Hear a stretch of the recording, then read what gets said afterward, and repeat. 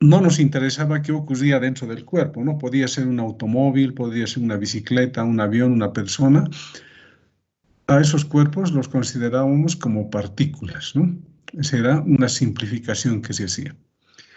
Pero acá ya en la dinámica del sólido rígido ya tenemos que tomar en cuenta el tamaño del sólido. En realidad vamos a trabajar con esferas, cilindros, vallas y vamos a tener que tomar en cuenta su masa, la forma que tiene el sólido. Entonces, en este tipo de cuerpos, estos cuerpos sólidos, están compuestos de muchas partículas, ¿no? Millones, podríamos decir, de partículas. Entonces, ese cuerpo en realidad va a tener el peso o su peso va a ser la suma del peso de las partículas que componen dicho sólido. Entonces, ahora vamos a considerar un sólido rígido que le vamos a llamar continuo, ¿ya? ¿Qué significa continuo? Hay que considerar que los cuerpos pueden ser discretos o pueden ser continuos. Se llaman discretos cuando están compuestos, los cuerpos, ¿no? Están compuestos de partículas donde podemos contar el número de partículas. Pueden ser 100, 200, pero podemos contar el número de partículas. Hallamos la masa de las 200 partículas, tenemos la masa de todo el cuerpo, ¿no? En ese caso estamos hablando de sólidos discretos, pero también podría haber cuerpos que son continuos. Eso quiere decir que en esos cuerpos ya no podemos contar el número de partículas. Es difícil porque son millones, billones incluso, podemos decir, ¿no? Entonces, en ese caso nosotros vamos a tratar con cuerpos continuos y específicamente el sólido rígido. Entonces, es un cuerpo sólido inicialmente, ¿no? Sabemos que la materia puede estar en estado sólido, líquido, gaseoso, plasma, ¿no? Nos interesa el estado sólido. Y de paso acá decimos rígido, ¿no? Entonces, acá, como hicimos con la partícula o en el modelo de partícula para los cuerpos, acá también vamos a asumir un modelo para el sólido rígido. Vamos a indicar que un sólido rígido es cualquier cuerpo, pero ojo, cualquier cuerpo sólido, ¿no? Formado por varios puntos materiales, o sea, son las partículas, ¿no? Cuyas distancias mutuas, o sea, distancias entre las partículas, ¿no? Permanecen constantes al transcurrir el tiempo. Ustedes se darán cuenta, ejemplo, si tienen una esfera de acero, está compuesto de millones, billones de partículas, ¿no? Pero ustedes no pueden observar esa distancia entre las partículas, ¿no? Asumimos que esas distancias permanecen constantes. ¿Cómo nos vamos a dar cuenta de que permanecen constantes? Ese sólido no se va a deformar, ¿no? Entonces, ese es el modelo que vamos a adoptar, ¿no? Vamos a tener un cuerpo compuesto de muchas partículas y la distancia mutua entre las partículas permanece constante, ¿no? Aun cuando se le apliquen fuerzas exteriores. Entonces, cuando hablamos de un sólido rígido y decimos que las distancias mutuas permanecen constantes, eso quiere decir que el sólido rígido es indeformable. Fíjense, ese es nuestro modelo. Pero en la realidad no es así, es diferente, ¿no? Todos los cuerpos suelen deformarse algo, ¿no? Claro que recuperan su forma original, pero siempre sufren deformaciones. Pero aquí nuestro modelo es que este sólido rígido es un cuerpo formado por muchas partículas y este cuerpo es indeformable. Entonces, el sólido rígido es un caso ideal, es decir, se trata de un modelo, una abstracción de la realidad que resulta útil para estudiar ciertos tipos de cuerpos, ¿no? Como por ejemplo poleas, ruedas, vallas, vigas, etc., ¿no? Entonces, fíjense acá, tenemos más o menos un esquemita de un sólido rígido. Tomamos una parte del sólido rígido, un pedacito pequeño, y visto al microscopio, lo que se observa más o menos, ni siquiera se puede ver así claramente en el microscopio como se observa acá, ¿no? Esto simplemente es una idealización, ¿no? Entonces, se supone que el sólido rígido está compuesto por partículas, en este caso son átomos o podrían ser moléculas, ¿no? Que están ubicados en los vértices, como se observa acá, de figuras geométricas, que podría ser en este caso, acá tenemos un cubo, ¿no? Acá abajo otro cubo. Podría ser un paralelepípedo, un trapecio, un rectángulo, etcétera, ¿no? Cualquier figura geométrica donde las partículas se ubican en los vértices, ¿no? Entonces, este es nuestro modelo que estamos adoptando, ¿no? Y esta distancia, fíjense, entre estas dos partículas, por ejemplo, permanece constante. La distancia de esta partícula con esta otra permanece constante y sucesivamente con las otras, ¿no? Entonces, eso significa que estos cubos que vemos acá son indeformables, ¿no? Aun cuando se les aplique fuerzas. A esas fuerzas que hacen que estos cuerpos estén en esas posiciones se les llama fuerzas de cohesión. Son fuerzas de atracción en realidad, ¿no? Por eso que no se separan, se mantienen en esos puntos. Entonces, la fuerza que hay entre las partículas que componen un sólido son fuerzas interiores, ¿no? O sea, están dentro del sólido y se les llama fuerzas interiores de cohesión de las partículas que forman el sólido. Y estas fuerzas de cohesión son tan fuertes que el sólido es indeformable, ¿no? Además, sabemos que estas fuerzas de cohesión se anulan 2 a 2 por la tercera ley de Newton, ¿no? Si un cuerpo o una partícula ejerce una fuerza sobre otra, esa otra reacciona, también le aplica una fuerza a la otra, ¿no? Entonces, aquí aparecen también las fuerzas por pares, ¿no? Entonces, ahora vamos a seguir con que el sólido, por más que se le aplique fuerzas, o también podrían ser torques, pero los torques son productos de las fuerzas también, ¿no? Entonces vamos a suponer que no se van a deformar, ¿ya? Pero estos sólidos sí podrían estar en reposo, podrían moverse, podrían trasladarse o podrían rotar, ¿no? Pero lo importante, ¿no? No se va a deformar en sólidos líquidos. Entonces ahora, ¿cuándo vamos a utilizar este modelo del sólido líquido para estudiar los cuerpos reales? Nos dicen acá, ¿no? En la realidad todos los cuerpos se deforman cuando se aplican fuerzas sobre ellas. Sin embargo, podemos emplear el modelo cuando las deformaciones que se producen son despreciables frente a las dimensiones del sistema. Ejemplo, una viga, que es como un paralelepípedo largo, es como una valla, ¿no?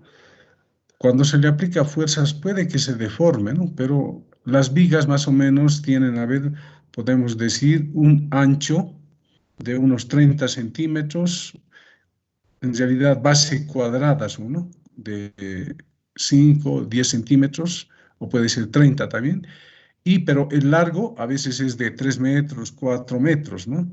Entonces, cuando se deforma, por ejemplo, puede que en un lugar se arquee un poquito, pero se arquee, digamos, 0,5 milímetros.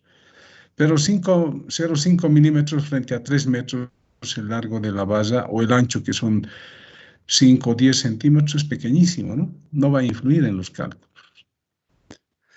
También podemos decir que se puede emplear el modelo cuando las dimensiones del cuerpo que se mueve no son despreciables frente a las trayectorias que describen los cuerpos. Entonces acá hay que considerar que si el cuerpo está moviéndose en una trayectoria y este cuerpo, o de este cuerpo hay que considerar sus dimensiones, entonces se puede despreciar también a veces, ¿no? Por ejemplo, cuando lanzamos una pelota, está girando, pero podemos tomar en cuenta un punto de la pelota, ¿no? O considerar el movimiento de un punto de la pelota. Y podríamos decir que podríamos estudiar a la pelota como si fuese una masa puntual. Entonces, en ese caso, estamos hablando de lo que se llama el centro de masa de un cuerpo rígido. En la parte de momentum lineal hemos hablado de centro de masa, ¿no? Para partículas discretas y para partículas que forman también un medio continuo. Entonces, aquí en el sólido rígido tenemos que seguir hablando del centro de masa. Entonces, el centro de masa está referido a un punto que se toma en cuenta cuando un cuerpo se mueve, ¿no? Ese cuerpo puede rotar, trasladarse, etcétera, ¿no? Fíjense acá con el ejemplo que nos muestran, dice, cuando un cuerpo se encuentra en movimiento, por ejemplo, al lanzar un destornillador al aire. Acá fíjense, un destornillador se está lanzando al aire, ¿no? Pero cuando se lanza, el destornillador va a empezar a girar, pero también va a describir una trayectoria parabólica, ¿no? Entonces, fíjense, todas las partículas que componen ese destornillador se mueven a la vez, aunque cada punto tendría distintas trayectorias, ¿no? Pero para caracterizar a este destornillador hay que tomar en cuenta un solo punto, ¿no? En este caso, fíjense, está con color amarillito, ¿no? Amarillo, amarillo. Y ese puntito amarillo siempre está contenida en la parábola que se tiene acá, ¿no? Entonces, ese puntito, en este caso de color amarillo, que sería el centro de masa del cuerpo, es el punto que representa a este cuerpo que es sólido, ¿no? Está compuesto el desarmador por una parte metálica, otra parte que puede ser madera o plástico, etcétera, ¿no? Pero nosotros simplemente vamos a trabajar con ese punto, ¿no? Que es el centro de masa. Vamos a hablar de su velocidad, de su aceleración, de su posición. Entonces acá claramente se ve cuál es el centro de masa del destornillador, ¿no? Entonces, si tomamos en cuenta ese puntito, es como trabajar con el movimiento de una partícula. En este caso, esa partícula se va a encontrar en el centro de masa y va a representar a todo el sólido rígido, ¿no?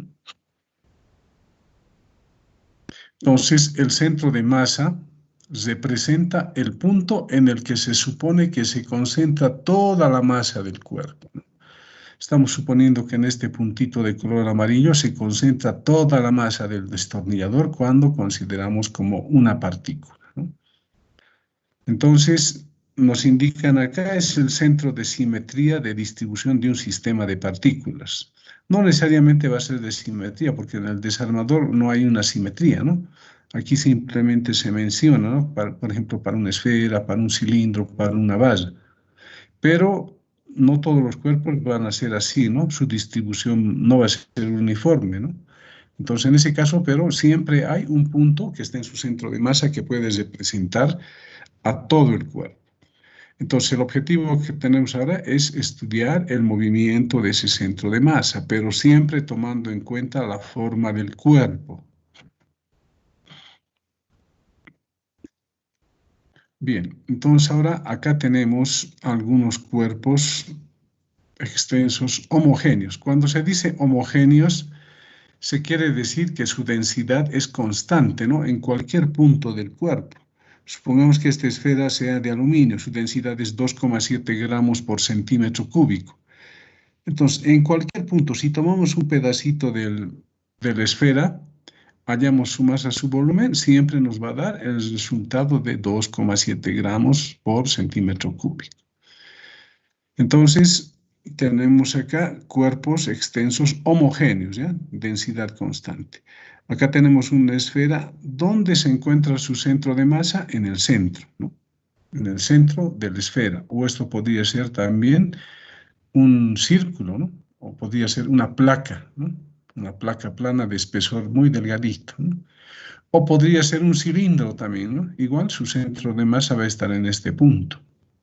O podría ser un cubo, su centro de masa va a estar en ese punto, o podría ser un disco con una altura. Fíjense, este cilindro también es un disco, solamente que su altura es mayor que la de un disco, ¿no? ¿Por qué se llama disco esto? Porque la altura de ese disco es pequeñito, ¿no?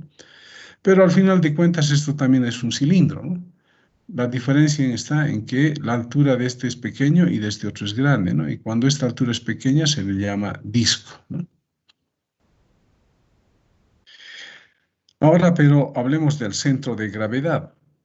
Fíjense, dice diferencia con el centro de gravedad. No es lo mismo el centro de masa que el centro de gravedad. ¿Qué dije del centro de masa? Es el punto donde se supone que se concentra toda la masa del cuerpo.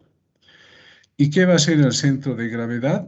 Va a ser el punto donde se aplica todo el peso, que es un vector, o la fuerza que se aplica al cuerpo, ¿no? Fíjense, dice el centro de gravedad de un cuerpo es otro punto que se suele utilizar para estudiar el comportamiento de un sistema de partículas.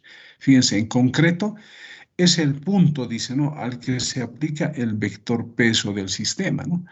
Ejemplo aquí en este cubito, ¿no? Acá tenemos el centro de masa, ¿no? Podemos trazar diagonales acá, ¿no? Y la intersección de los diagonales nos da el centro de masa. Ahí se supone que se concentra toda la masa del cuerpo. Pero también cada una de las partículas de este cuerpo cúbico tienen peso, ¿no? Entonces van a estar todas apuntando hacia abajo. Pero si sacamos el peso de todas las partículas, ¿qué va a pasar? Ese peso se va a concentrar en un punto y ese punto se va a llamar el centro de gravedad, que en muchos casos coincide con el centro de masa, si es que los cuerpos son homogéneos, ¿no? O son uniformes, quiere decir que su densidad no varía. Además, para que exista el centro de gravedad, como está relacionado con el peso, que es un vector, y ese vector se origina por la fuerza de atracción gravitatoria, por lo tanto, para que haya centro de gravedad, el cuerpo debe estar sujeto a un campo gravitatorio, ¿no? Si un cuerpo no está sujeto a un campo gravitatorio, no va a haber un centro de masa, ¿no? Perdón, no va a haber un centro de gravedad. Sí puede haber un centro de masa, pero no un centro de gravedad. El centro de gravedad está referido al vector peso, ¿no? Entonces, hay que darse cuenta de esa diferencia. Como les dije, ¿no? En general, el centro de gravedad no coincide con el centro de masa, porque el campo gravitatorio no es uniforme, ¿no? Ojo, el campo gravitatorio que ejerce la Tierra no es uniforme, ¿no? Varía en ciertos lugares dependiendo del material del cual está compuesto la Tierra. Pero sin embargo, dice, en la mayoría de los problemas se puede suponer que el campo gravitatorio es constante y por tanto los dos puntos coincidirán. Entonces, con esa suposición de que el campo gravitatorio es constante, no vamos a diferenciar, por ejemplo, donde hay una mina de fierro, por ejemplo, el campo gravitatorio en ese punto va a ser diferente, o donde hay gas, ¿no? O donde tenemos un desierto, por ejemplo, ¿no?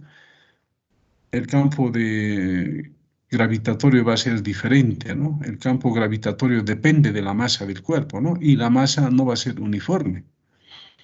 Pero nosotros aquí vamos a suponer que el campo gravitatorio es constante y la masa de la Tierra es uniforme, ¿no? Vamos a suponer que su densidad en cualquier punto es lo mismo, ¿no? Ya saben, pero que en la realidad no es así. Pero ese es nuestro modelo que vamos a emplear ahora en el sólido rígido. Ahora, nuestro sólido rígido que vamos a estudiar, ¿qué tipos de movimiento va a tener? Obviamente ya sabemos que un cuerpo cualquiera puede tener dos estados, ¿no? O está en reposo o está en movimiento. Entonces, un sólido rígido también podría estar en reposo o también podría estar en movimiento. Entonces, nosotros vamos a estudiar ahora cuando el cuerpo esté en movimiento. Cuando el cuerpo esté en reposo, ya vimos eso, ustedes han visto en el pre, a esa rama de la física se le llama estática, ¿no? O equilibrio de los cuerpos. Quiere decir que ese cuerpo, ya sea en sólido rígido, una partícula, no se mueve, está en reposo, ¿no? En cambio, acá nosotros vamos a estudiar al sólido rígido cuando está en movimiento. Entonces, el sólido rígido puede tener dos tipos de movimiento, los cuales también se pueden combinar, ¿no? Ejemplo, uno de ellos puede ser su movimiento de traslación. Entonces, se llama de traslación cuando todas las partículas del cuerpo describen trayectorias paralelas, ¿no? Cuando se aplica una fuerza en el centro de masa de un cuerpo, se produce un movimiento de traslación pura, dice, ¿no? Pero lo importante es acá que cuando se dice de traslación, quiere decir que el cuerpo va a describir trayectorias paralelas, pero que pueden ser rectas, pueden ser parábolas o pueden ser cierto tipo de curvas, pero que no sean círculos, ¿no? Esas trayectorias. Porque cuando las trayectorias de las partículas del cuerpo son círculos, en ese caso se dice que el sólido tiene un movimiento de rotación. Entonces ya hemos aclarado, ¿no? Un cuerpo sólido tiene movimiento de rotación cuando las partículas que componen el cuerpo describen trayectorias circulares. Y si describen trayectorias circulares, obviamente debe existir un eje de rotación, ¿no? Que para nosotros puede ser real o puede ser imaginario, ¿no? Podemos tener, por ejemplo, una polea colocamos un eje que va a ser de un material metálico, por ejemplo, y alrededor de ese eje va a girar la polea, ¿no? Pero podríamos tener un disco que lo lanzamos sobre una superficie plana y va a empezar a girar, ¿no? Va a tener un eje imaginario, ¿no? Que no se puede ver, pero hay un eje alrededor del cual está girando el disco, ¿no? Entonces, luego nos dicen que los efectos de una fuerza sobre la rotación de un cuerpo están asociados a los torques, ¿no? Entonces, para la traslación, ¿qué ocurre sobre el cuerpo sólido? Se le están aplicando fuerzas, ¿no? Y el cuerpo describe una trayectoria o trayectorias paralelas y su movimiento es de traslación, ¿no? Pero podría ocurrir que las partículas del cuerpo describan trayectorias circulares, ¿no? En ese caso, ya no se habla solamente de fuerza, ¿no? Sino también se habla la distancia a la cual se aplica la fuerza, ¿no? Distancia de dónde, de un eje de giro. Y en ese caso nos estamos refiriendo a los torques, ¿no? Ustedes ya han visto torques en el PRE también, ¿no? Es fuerza por distancia, es lo que usted sabe. Entonces acá para la traslación vamos a tener que tomar en cuenta fuerzas y para la rotación vamos a tener que tomar en cuenta torques. Ahora vamos a ir aclarando esto del torque, tanto para una partícula como para un sólido rígido. Si ustedes recuerdan, en dinámica hemos hablado de la inercia, ¿no? ¿Qué era la inercia? Era la resistencia que oponen los cuerpos a cambiar su estado de reposo o de movimiento, ¿no? Pero había que aumentar algo, ¿no? A cambiar su estado de reposo o de movimiento, pero de traslación. Ahora estamos aumentando eso, ¿no? Entonces, de traslación sería lo que hemos visto anteriormente en dinámica, cinemática, energía, momentum lineal, ¿no? En cambio, cuando el cuerpo rota ya es diferente, ¿no? Ya también hay una inercia, pero ¿qué es inercia para la rotación? Entonces, cuando un cuerpo va a rotar, ¿qué decimos? Un cuerpo tiene inercia cuando, cuando las partículas se oponen, pero en este caso a cambiar su estado de reposo o de movimiento de rotación, ¿no? Ahí está la diferencia. En este caso hay oposición a que el cuerpo se mueva en una trayectoria circular. Eso vale para el sólido rígido. Si fuese para traslación, también hay la inercia, ¿no? Entonces hay inercia para el movimiento de traslación y hay inercia para el movimiento de rotación.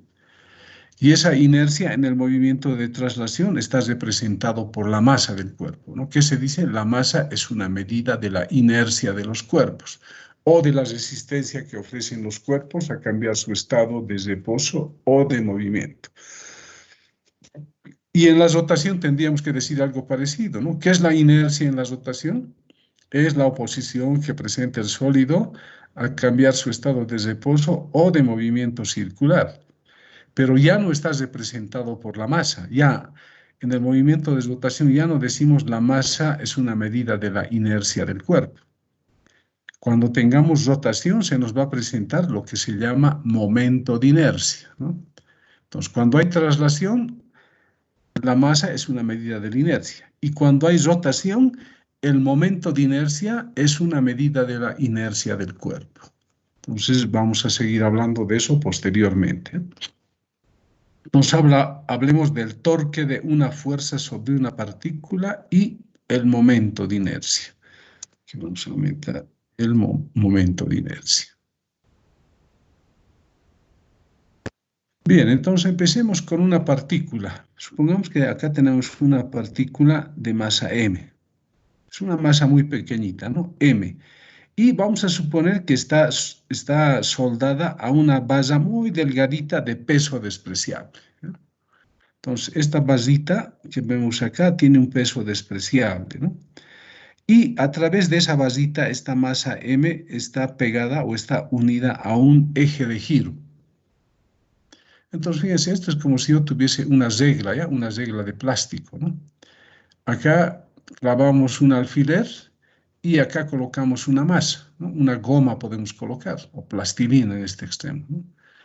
Y luego, ¿qué se hace? a esta masa se le aplica una fuerza, como se observa acá en la figura, ¿no?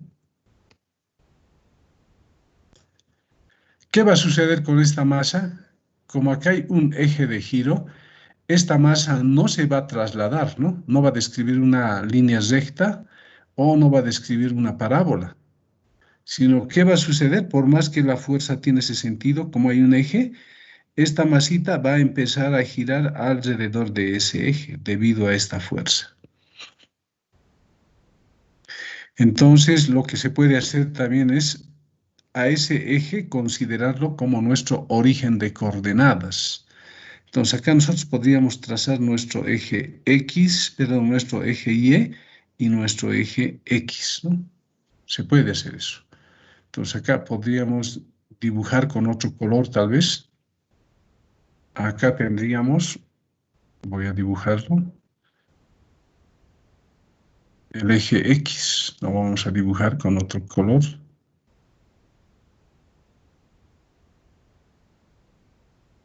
Estoy mal, a ver un ratito, por favor. Acá herramientas de dibujo, tenemos que ir, nos está pudiendo.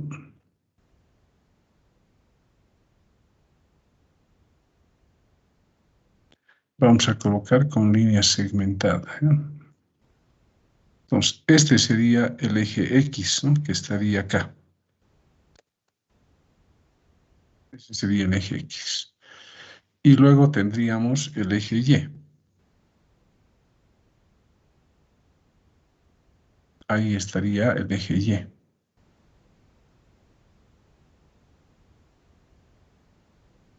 Entonces, fíjense, el eje, como dije, lo podemos ubicar en el origen de coordenadas, ¿no? Y a partir de ese origen de coordenadas podemos ubicar a la partícula con este vector R. Entonces, este vector R que tenemos acá y la fuerza F que se observa nos permiten definir el torque, ¿no?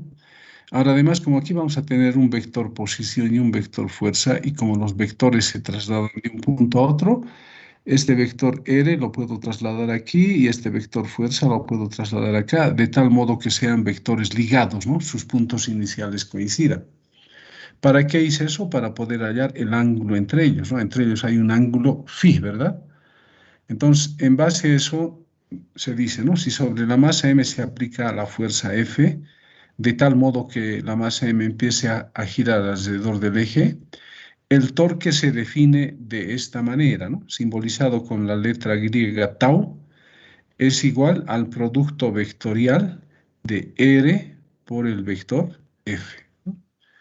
Aquí vamos a cambiar, este es un producto vectorial, debería estar este producto, ¿no? Así. Entonces acá ustedes tienen que recordar vectores también, ¿no? Entonces acá tenemos el producto vectorial de R por F, eso es el torque, ¿no? Podemos hallar el módulo también de este producto vectorial o hallar el módulo en ambos miembros. En el miembro de la izquierda sería tau, y aquí el módulo de este producto vectorial es el producto de módulos por el seno del ángulo que forman los vectores R y F, ¿no? Que hemos visto acá es phi. Pero acá hay que especificar algo bien, ¿no? Este R me está dando la posición de la masa con respecto a un origen que se encuentra en el eje, ¿no? En otras palabras, este vector R nos permite ubicar no solamente a la masa, sino nos permite ubicar al punto de aplicación de la fuerza o a su punto inicial también se dice, ¿no? Pero a la vez, si hallamos el módulo de este vector R, vamos a tener que la distancia desde el eje hasta el punto donde se encuentra la masa es el módulo del vector R. Y en muchos libros a esta distancia le llaman el brazo del torque, ¿no? El brazo de la fuerza también, ¿no? Bien. Entonces ahora, a partir de esto, vamos a deducir el momento de inercia. Entonces ya hemos definido el torque, aquí está, ¿no? ¿Qué unidades tiene el torque? Acá tenemos unidades de longitud por unidades de fuerza, sería metro, newton del MKS.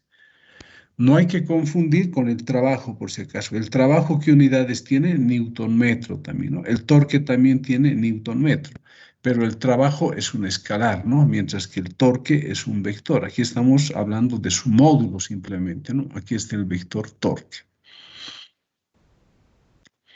Entonces, ahora recordamos que si sobre un cuerpo aplicamos una fuerza F, eso le va a producir una aceleración, ¿no?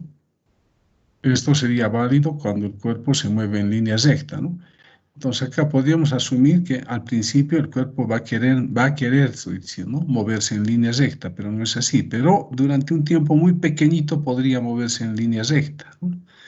Entonces utilizamos la segunda ley de Newton. Entonces esta fuerza que tenemos acá va a ser igual a la masa por la aceleración. Ahora, esta fuerza que estamos representando de esta manera, debido a la segunda ley de Newton, la reemplazamos acá, en la definición de torque. Entonces, fíjense, R, acá sería por, vamos a cambiar también acá, y en vez de F, ¿qué colocamos? Masa por aceleración, ¿no? Bien. Como la masa es un escalar, podemos traer hacia adelante, ¿no? Podríamos conmutar y colocarlo adelante a la masa, ¿no? Y nos quedaría R por aceleración, o sea, vector posición por vector aceleración. Pero ahora, si ustedes recuerdan en el pre, ustedes han visto relación entre parámetros angulares y lineales. La aceleración lineal o tangencial era igual a ¿qué? Era al radio por la aceleración angular. Pero vectorialmente, ¿qué teníamos? Esto de acá, ¿no? La aceleración A es igual al vector aceleración angular multiplicado vectorialmente por el vector posición, ¿no? Entonces acá tal vez algunos no se acuerdan. Acá podemos insertar y tendríamos lo siguiente, ¿no? Algo así.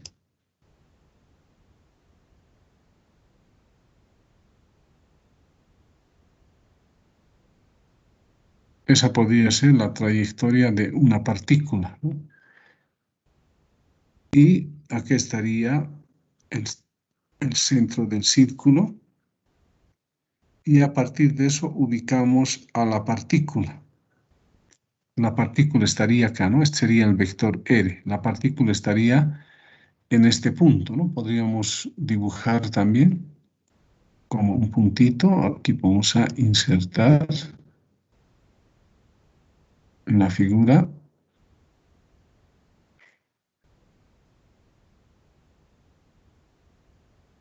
Bueno, aquí me está fallando sin contorno, no me está saliendo esto, ¿ya? Bien, lo vamos a dejar esto así, ¿ya? Bien, entonces este sería el vector R. Pero también tendríamos lo siguiente, ¿no?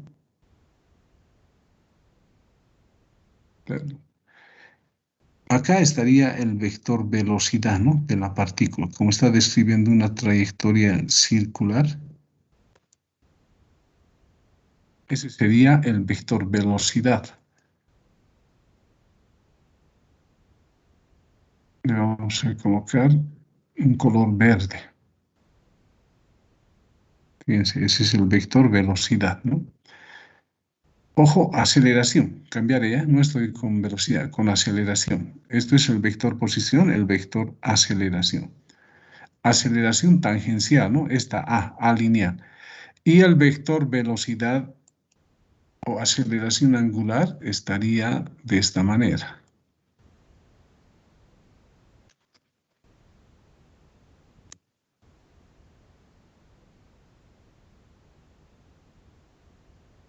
Colocamos con color. Esos serían nuestros vectores, fíjense, ¿no? Vector aceleración angular, vector posición y vector aceleración lineal o tangencial. Entonces, hay una relación entre ellas, ¿no? ¿Cómo podemos escribir? Este vector aceleración angular lo podemos trasladar acá. Los tres vectores, aceleración angular, aceleración tangencial y R. Y hay una relación entre ellas, ¿no? ¿A qué va a ser igual A? Esto sería A, ¿no? Por la regla de la mano derecha va a ser alfa por L, ¿no? Y es lo que tenemos acá, ¿no? La aceleración, vectorialmente, la aceleración lineal o tangencial es igual al vector aceleración angular por el vector posición. Entonces, en el torque que hemos obtenido acá, en vez de A, vamos a reemplazar esto, ¿no? Entonces tendríamos que el torque va a ser igual a M por R y en vez de aceleración A estamos colocando alfa por R.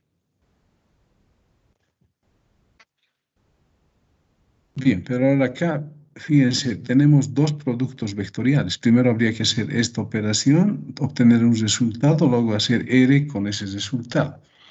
Pero aquí vamos a utilizar la propiedad de vectores, ¿no? Entonces, hay una propiedad, aquí vamos a cambiar, esto parece una X, no tiene que ser una X, tiene que ser por, ¿no? Aquí también por. Para los vectores, relacionando el producto escalar y el producto vectorial, existe esta relación, ¿no? A esto se le llama el doble producto vectorial. Fíjense que hay un producto vectorial, aquí hay otro. Entonces, hay una propiedad que nos dice que estos productos vectoriales que tenemos acá es igual a esto que tenemos acá, ¿no? Al producto escalar de A por C multiplicado por B menos el producto escalar de A por B multiplicado por C. Es una propiedad que se cumple siempre con los vectores cuando hay este doble producto vectorial, ¿no? Entonces, eso podemos aplicar acá, ¿no? Porque tenemos tres vectores, fíjense, algo parecido a esto, ¿no? En vez de A que tenemos R, en vez de B que tenemos alfa, en vez de C que tenemos R, ¿no? Entonces, aplicamos esta propiedad, ¿y qué nos va a quedar? Fíjense, acá se está volviendo a copiar, ¿no? Aquí estamos copiando otra vez ese producto, ese doble producto que teníamos, ¿no? Y le aplicamos esto, ¿no? Esto no va a cambiar, M se mantiene, ¿no? Entonces, aplicamos a esta parte, incluso podríamos colocarlo entre corchetes esto, ¿no? Para poder observar mejor. Entonces, a esta parte que está en corchetes le estamos aplicando esta propiedad. Entonces, sería primero A por C, ¿no? Esto sería A y esto sería C, es decir, sería R por R y eso multiplicado por B. Menos sería A por B, esto sería AR, B sería alfa, ¿no? R por alfa. Y multiplicado por el vector C, que es R. Bien, pero acá vamos a recorrer esto y anotamos así, ¿no? ¿Cómo son estos vectores? R, aceleración A y aceleración angular. Son perpendiculares los vectores, ¿no? Entonces, si los vectores son perpendiculares, ¿qué ocurre? Su producto escalar es cero, ¿no?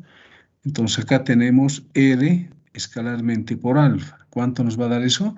Nos va a dar el vector 0, no nos va a dar el número 1, sino el vector 0, ¿no? Vamos a aumentar eso así. Bien.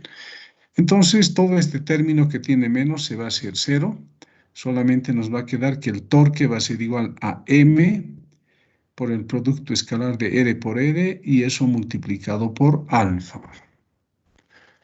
Pero si hacemos esta operación R por R, ¿cuánto nos va a dar eso? Nos va a dar el módulo de R elevado al cuadrado. Ustedes pueden hacer esa operación. Les va a dar siempre R al cuadrado. Entonces, el torque va a ser igual a la masa por el módulo del vector R al cuadrado y multiplicado por la aceleración angular. Entonces, a partir de esto, fíjense, esto es para una partícula, ¿no? A este producto de M por R cuadrado se le da el nombre de momento de inercia de la partícula de masa M. Y se simboliza por la letra mayúscula I. Entonces, I sería igual a M por R al cuadrado, ¿no? Entonces, esta es la definición de momento de inercia.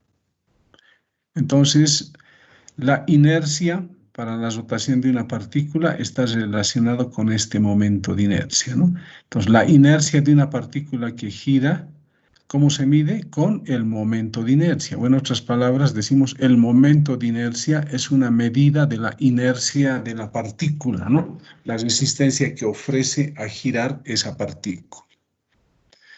Entonces, una vez que a m por r al cuadrado le hemos llamado momento de inercia, reemplazamos acá en esta ecuación 3 y nos quedaría que el torque es igual a I por alfa. Entonces, esta es la segunda ley de Newton para la rotación de una partícula. ¿Por qué se dice la segunda ley de Newton para la rotación? La segunda ley de Newton para la traslación era F igual a masa por aceleración. Ahora en vez de F tenemos torque, en vez de masa tenemos momento de inercia y en vez de la aceleración lineal tenemos aceleración angular. Entonces, esto que observamos acá, que es la ecuación 4, constituye la segunda ley de Newton para la rotación de una partícula. Ahora, como estamos tratando con vectores, podemos hallar módulo en ambos miembros y tendríamos que el torque es igual a I por alfa. Ustedes saben que la masa es un escalar, ¿no? Y está relacionado con la inercia del cuerpo. En este caso también, ¿no? La inercia para la rotación está relacionada con el momento de inercia. Entonces, este momento de inercia es un escalar, ¿no? Porque es el producto de un escalar masa. Como esto es módulo, es un escalar elevado al cuadrado, el momento de inercia es un escalar, ¿no? Bien, entonces podemos utilizar la segunda ley de Newton para la rotación de una partícula de esta manera vectorialmente o lo podemos utilizar también de esta manera trabajando con módulos. En este caso estamos suponiendo que sobre esta partícula solamente está actuando una fuerza, ¿no? Pero podrían estar actuando otras fuerzas sobre la partícula, ¿no? Con otros sentidos. Entonces, en ese caso, se dice, pero sobre la partícula no siempre actúa una sola fuerza, sino actúan varias fuerzas. Entonces, considerando el torque producido por las diferentes fuerzas, aquí ya no vamos a tener un solo torque en el miembro de la izquierda, sino vamos a tener varios torques. Entonces, vamos a colocar sumatoria I variando de 1 a n de tau sub I igual a I por alfa. Ahora, además, no siempre vamos a tener también acá una partícula, ¿no? Podría haber acá otra partícula unida por otra basita a otra partícula, podríamos tener varias partículas. Entonces, si consideramos eso, nuestra ecuación va a cambiar también, ¿no? Aquí en la izquierda va a seguir siendo sumatoria de torques y acá en vez de I ya no vamos a colocar m por r al cuadrado, ¿no? Sino va a ser mi por ri al cuadrado. Va a ser la suma de las diferentes masas por sus vectores posición, pero en módulo elevado al cuadrado. Entonces, si se tienen varias partículas, esta sumatoria de mi por ri al cuadrado es el momento de inercia de todas las partículas. En este caso, las partículas las podemos contar, ¿no? Entonces, finalmente, ¿qué nos va a quedar? Que la sumatoria de torques va a ser igual al momento de inercia por la aceleración angular. Entonces, esta en realidad es la segunda ley de Newton para la rotación, ¿no? Pero para varias partículas, ya hemos especificado esto, y se aplican varias fuerzas. Pero no se olviden, esto es para una partícula. Vamos a utilizar, ¿qué vamos a utilizar? Este momento de inercia, mr al cuadrado. Si fuesen varias partículas, sumamos, ¿no? Los momentos de inercia de cada una de las partículas. Ahora veamos el momento de inercia del sólido rígido. Aquí hemos visto el momento de inercia de una partícula, ¿no? El torque ejercido sobre una partícula. Ahora veamos qué ocurre cuando ya trabajamos con el sólido rígido.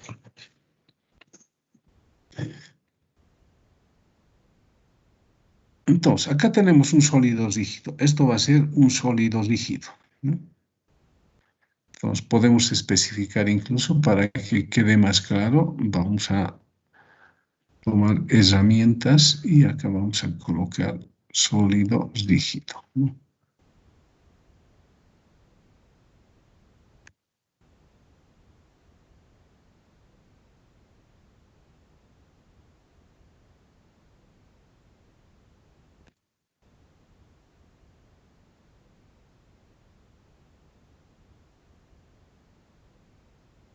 Pues este sería nuestro sólido rígido, ¿no? Este es el sólido rígido, este cuerpo. Fíjense, tiene una forma cualquiera, ¿no? Y de ese sólido rígido tomamos un pedacito de masa. Fíjense, aquí está un pedacito, un diferencial de masa, quiere decir. Estamos considerando un pedacito, una masa muy pequeñita de este sólido rígido. Y ubicamos a esta masita con un vector posición a partir de un eje de giro que vamos a construir en este sólido rígido. Entonces, este es el eje de giro y alrededor de ese el sólido rígido está girando con una aceleración angular alfa. Y sobre la masita, para que gire, se está aplicando un diferencial de fuerza, ¿no? Una fuerza pequeña. Entonces, ahora, si miramos de arriba, vista de arriba, dice, lo que vamos a ver es esto, ¿no? Aquí está esa masita pequeña diferencial de masa, ¿no? Está describiendo una trayectoria circular, ¿no? Perdón, se me fue. Está describiendo una trayectoria circular, ¿no? Y está a una distancia r del eje, ¿no? O hay un vector posición que parte del eje hasta donde está la partícula. Y esta fuerza que se observa acá está actuando de esta manera, ¿no? Perpendicular a este vector r. Y acá tenemos la aceleración angular. Bien, entonces queremos hallar el torque producido por esta fuerza pequeña. Entonces, como es un diferencial de fuerza, decimos, ese diferencial de fuerza va a producir un diferencial de torque. Con eso estamos queriendo decir que una fuerza muy pequeñita va a producir un torque muy pequeñito también, ¿no? Entonces, el diferencial de torque sería R, el vector posición, multiplicado por el vector diferencial de fuerza. Bien, entonces ahora, como hicimos anteriormente,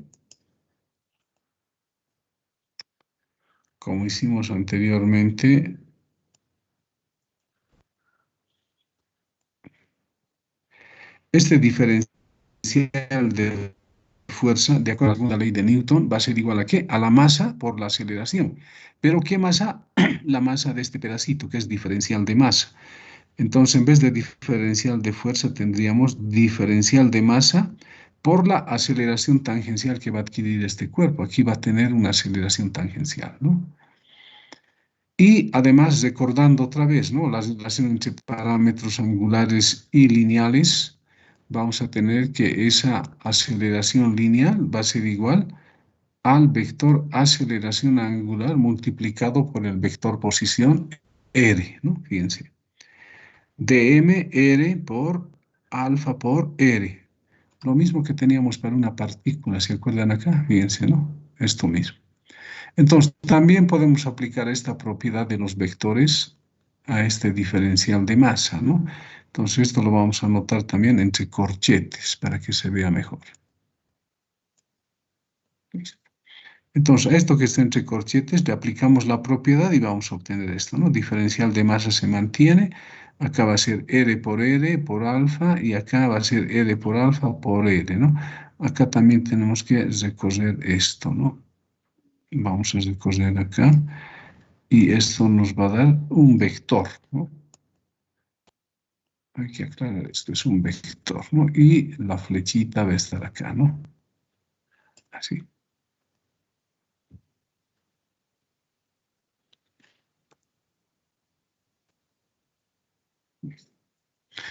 ¿Por qué R por alfa?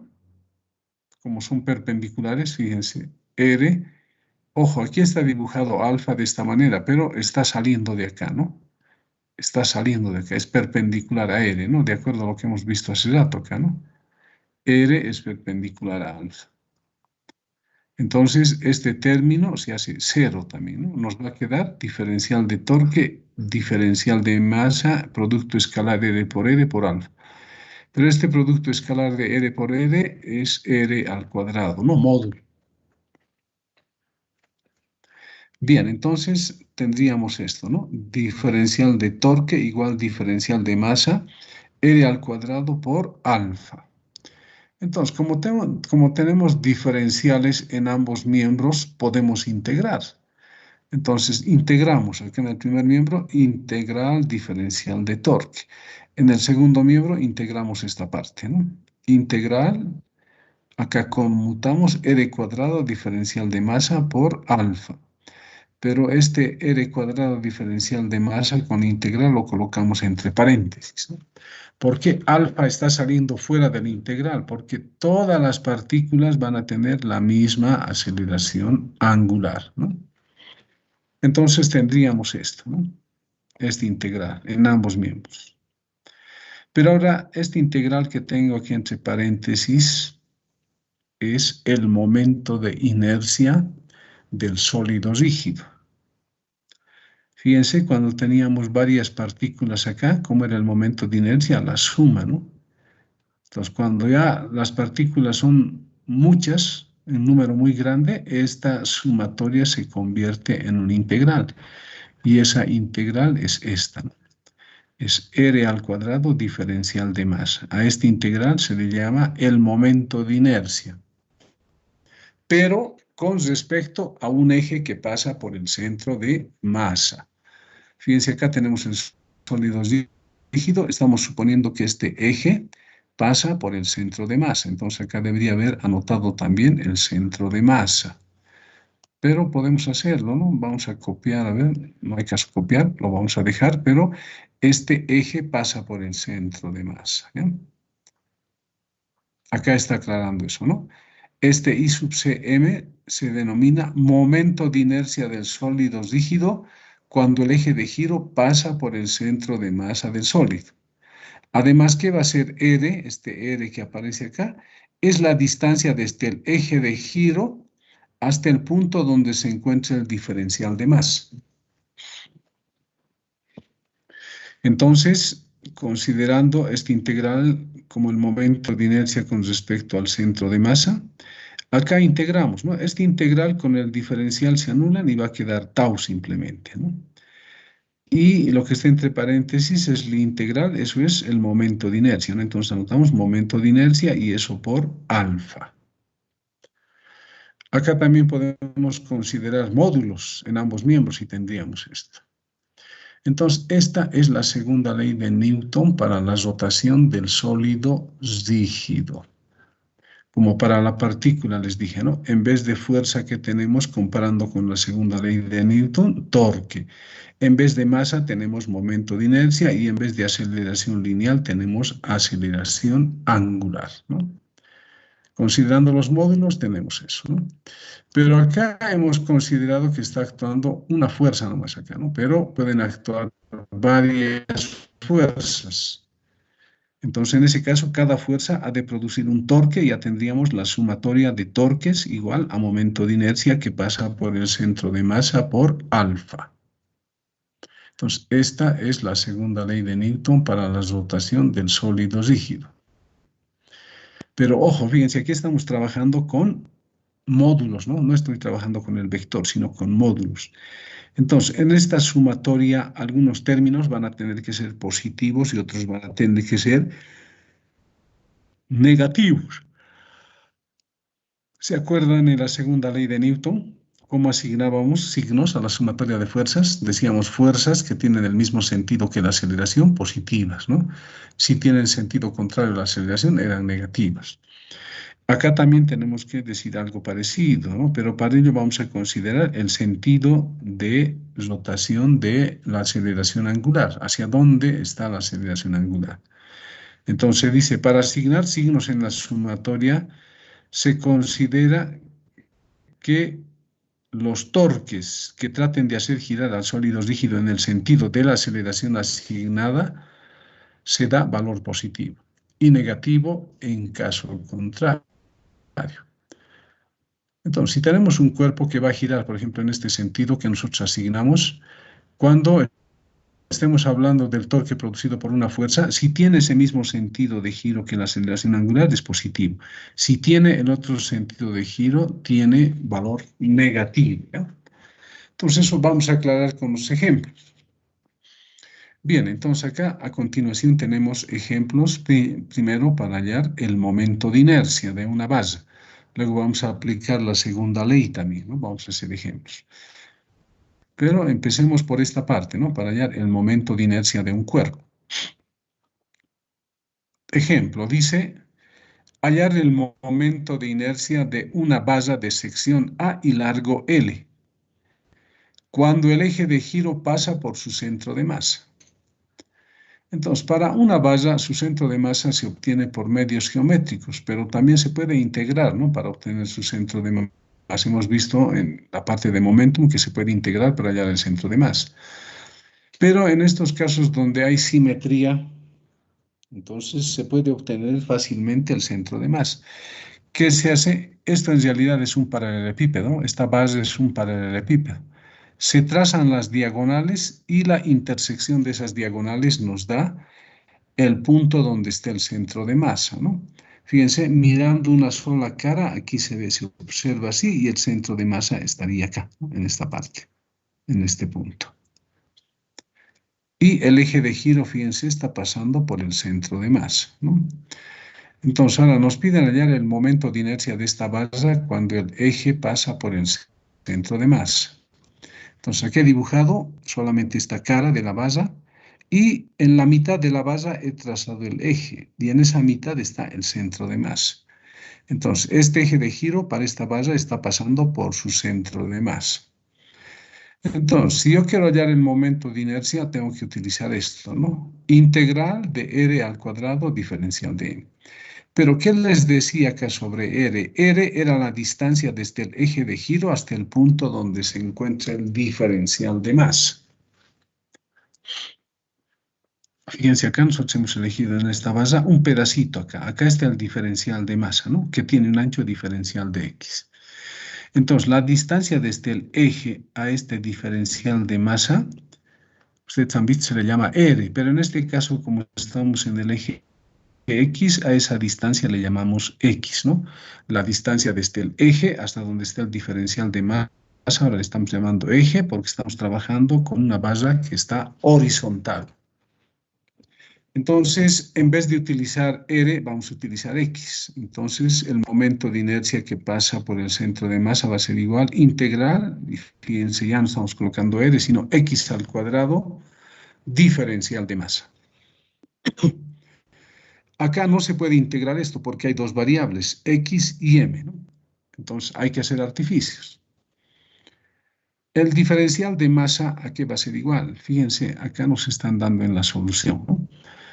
La densidad de un cuerpo es igual a la masa sobre el volumen, ¿no? Entonces, considerando esta base, su masa va a ser m y su volumen igual a ¿cuánto va a ser? Va a ser el área de la sección multiplicado por la longitud, ¿no? Entonces, la densidad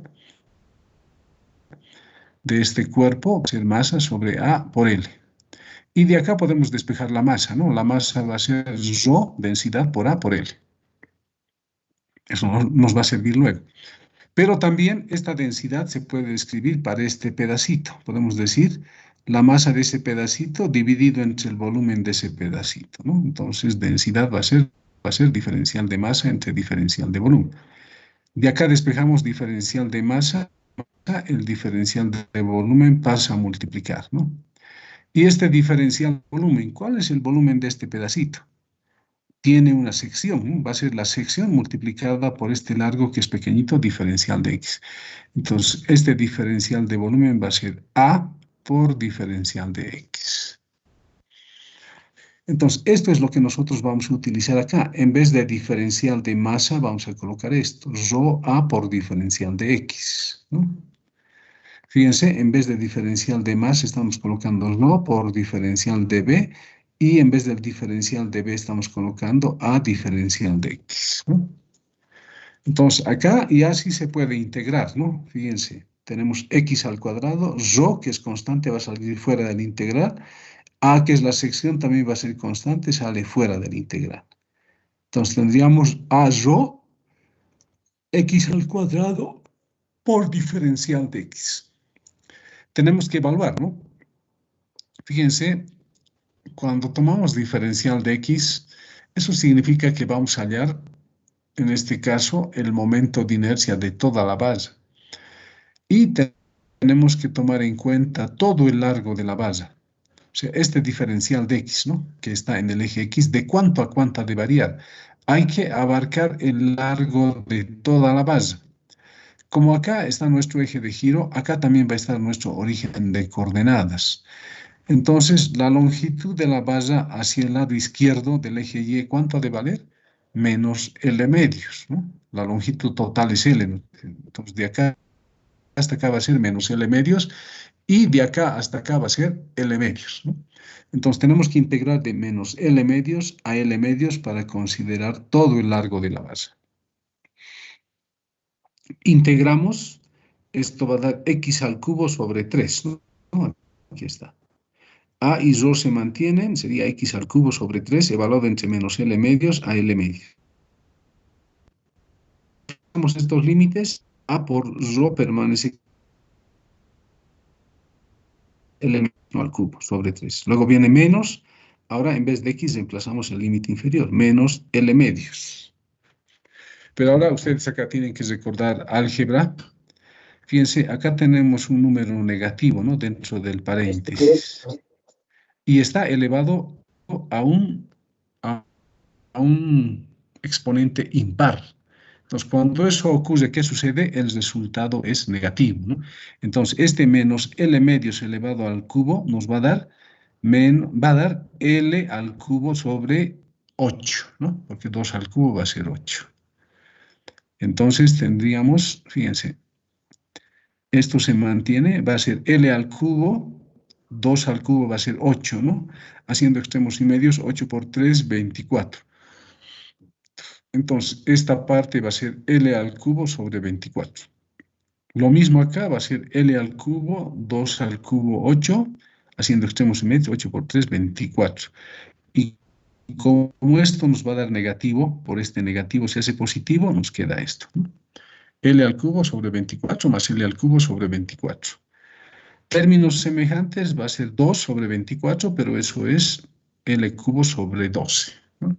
Entonces, el momento de inercia que pasa por el centro de masa es A por rho L al cubo sobre 12. Pero ahora quiero ver esta parte de la base rho. Entonces, este L al cubo y lo dejo L cuadrado sobre 12. Entonces, este L es la masa. Entonces, reemplazamos 1 sobre 12. Entonces,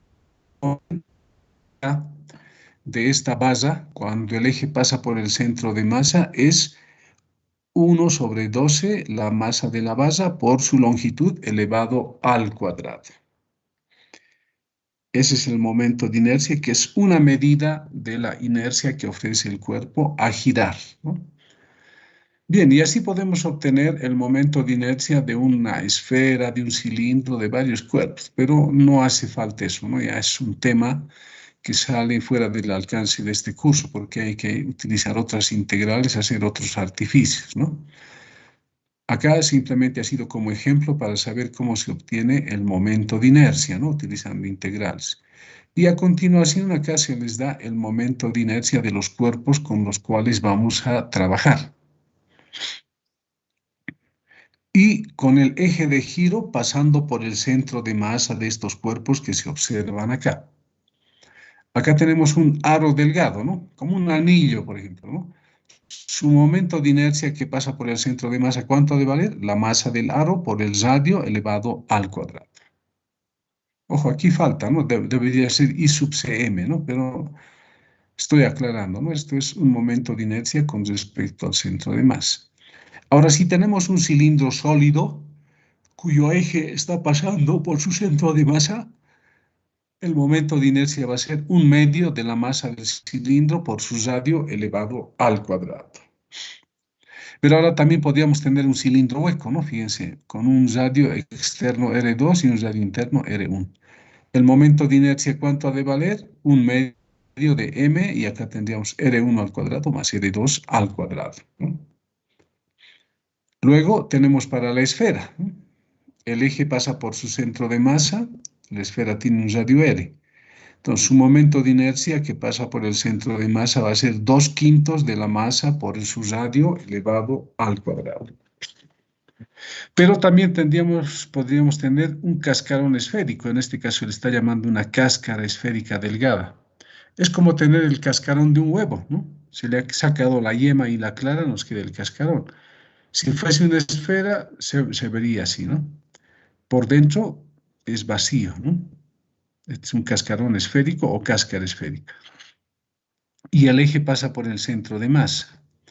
¿Cuánto valdría el momento de inercia? 2/3 de la masa del cascarón por su radio al cuadrado. Ahora, para una masa puntual, y hemos encontrado hace rato, ¿no? Para una masa puntual, ¿cuál era? Fíjense, una masa puntual describiendo una trayectoria circular, su momento de inercia, considerando que aquí está un eje, era a la masa por el radio elevado al cuadrado. Y acá lo que hemos obtenido nosotros, ¿no? Para una varilla, cuando el eje pasa por el centro de la masa de la varilla, vale 1/12 ml al cuadrado. Ahora, este eje también podría cambiar de lugar, ¿no? Si tenemos la misma base, pero ahora el eje está acá. Quiere decir que esta base va a girar alrededor de un extremo, ¿no? Sí.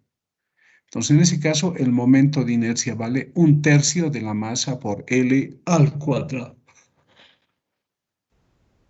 Entonces, el momento de inercia depende del eje que elijamos, ¿no? Si cambiamos el eje, el resultado ya va a ser otro, ¿no? No va a ser el mismo. Entonces, no se olviden, ¿no? Cuando se cambia el eje, el momento de inercia cambia. Pero para esto también se tiene lo que se llama el teorema de Steiner. O sea, no necesitamos hacer integrales y estar hallando este nuevo momento de inercia, ¿no? Sino vamos a utilizar un teorema que es útil, ¿no? Este teorema de Steiner está dado de esta manera, ¿no? Si el eje pasa por otro punto, ¿cómo calculamos ese nuevo momento de inercia simbolizado por I sub n? I de momento de inercia, n de nuevo, ¿no? Como en este caso, ¿no? Este ya es otro eje, ¿no? Que pasa por otro punto, ya no está pasando por el centro de masa, sino por otro punto. Entonces acá hay un nuevo momento de inercia, ¿no? Entonces, ¿cómo se calcula eso? Se calcula conociendo el momento de inercia que pasa por el centro de masa, y a eso se le suma la masa del cuerpo por d al cuadrado, donde d es la distancia entre el eje que pasa por el centro de masa y el nuevo eje de giro.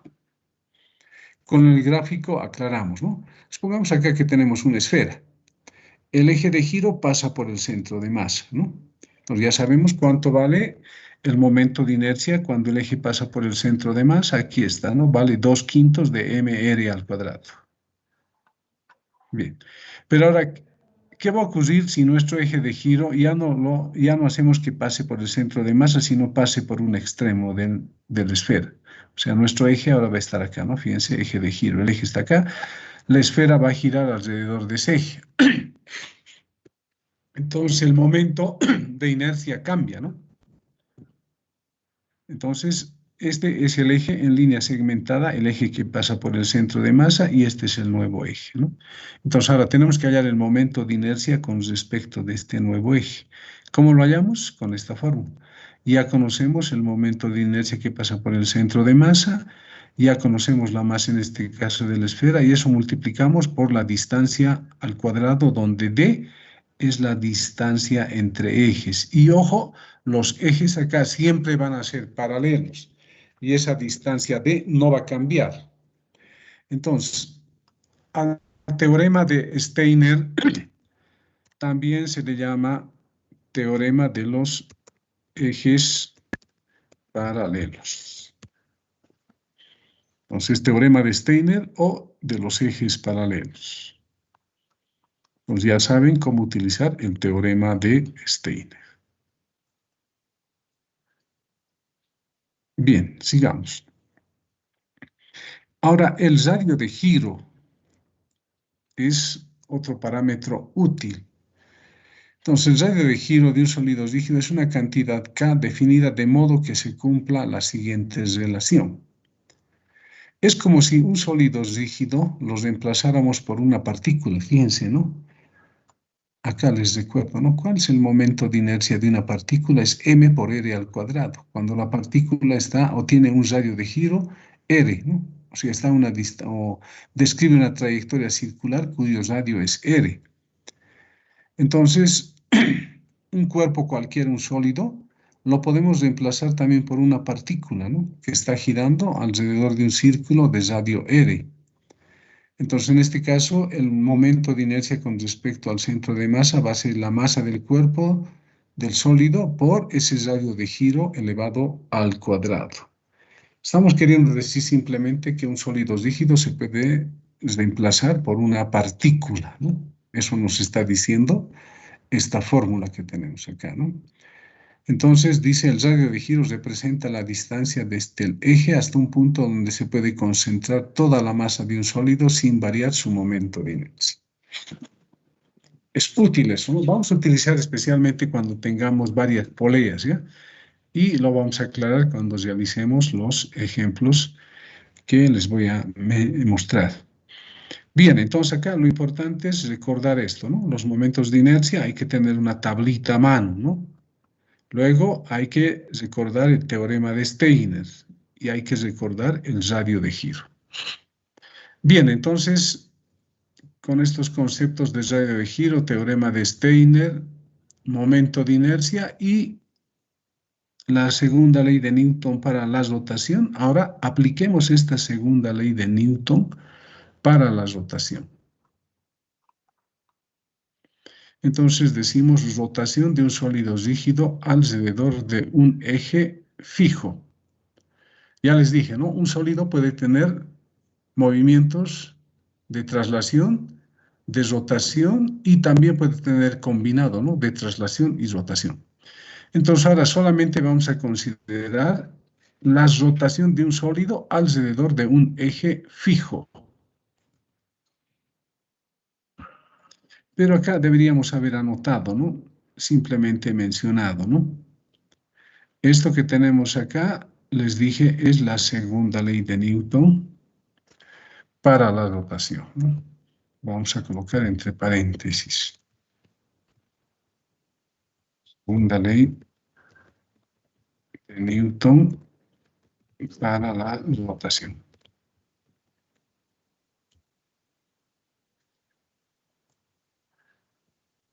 Y lo colocamos en color rojo.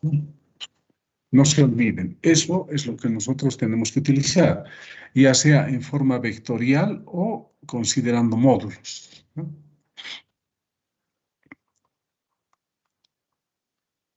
Bien, entonces cuando un sólido rígido va a girar alrededor de un eje que es fijo, como el caso de una polea, ¿no? En una pared podemos hacer un orificio, colocamos un clavo y ahí colocamos un disco que tenga un orificio que va a ser una polea y va a empezar a girar alrededor de ese eje cuando se logra girar a través de cuerdas o a través de una fuerza, ¿no?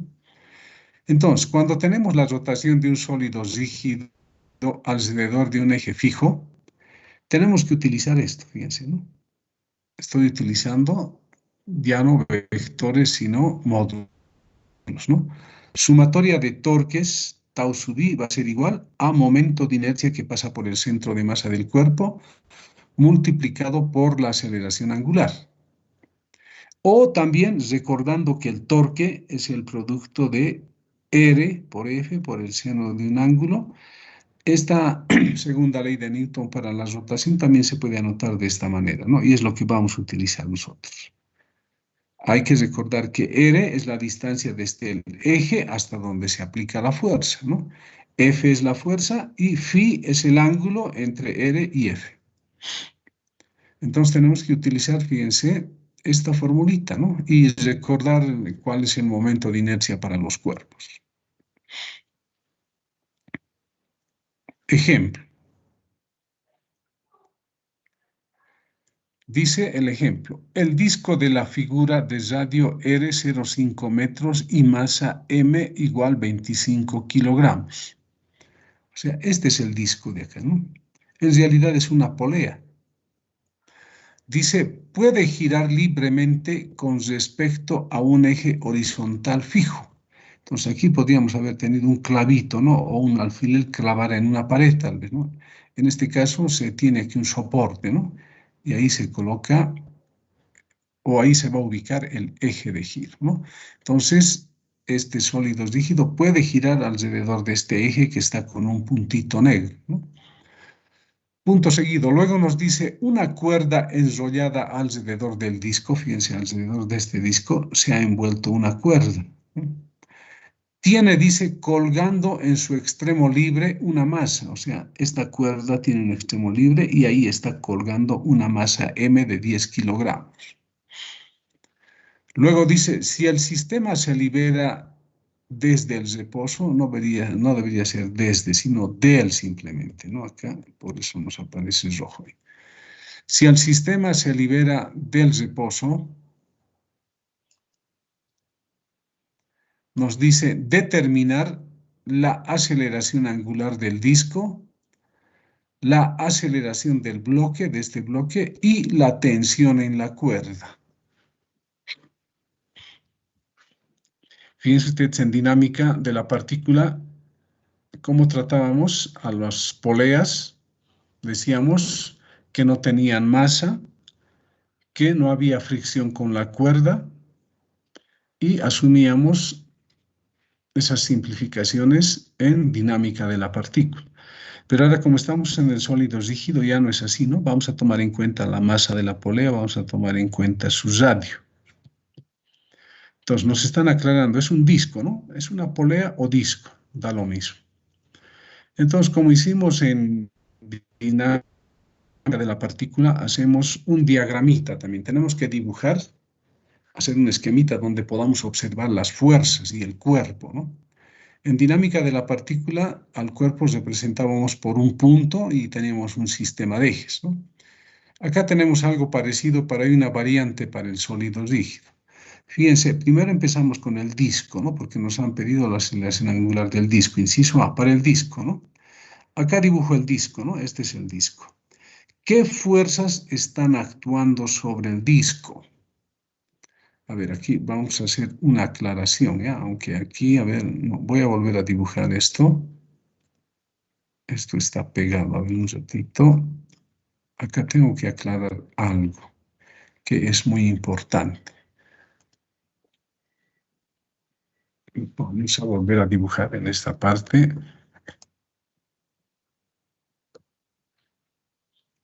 Voy a exagerar un poquito, ¿ya? Ese va a ser el disco.